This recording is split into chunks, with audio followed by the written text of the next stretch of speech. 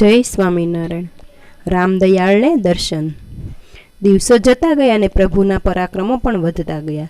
એમ કરતાં કરતાં પ્રભુ 2.5 માસના થયા.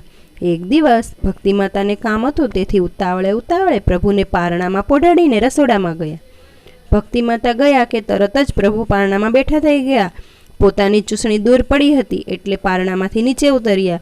ઘૂંટણભેર ચાલતા જઈને ચૂસણી હાથમાં લીધી ને પાછા પારણામાં આવી બેસી ગયા. આ દ્રશ્ય ધર્મદેવના મિત્ર રામદયાળે જોયું. તેમણે પૂછ્યું, ધર્મદેવ, તમારા પુત્રની ઉંમર કેટલી? ત્યારે ધર્મદેવે કહ્યું, હજુ તો ફક્ત 2.5 માસના જ થયા છે. આ સાંભળી રામદયાળને થયું કે ખરેખર આ તો ઈશ્વર જ હોવા જોઈએ, નહીં તો આટલી નાની ઉંમરમાં ચતુરાઈ કેમ આવે? એમ વિચાર કરીને રામદયાળ પ્રભુના પારણા પાસે ગયા.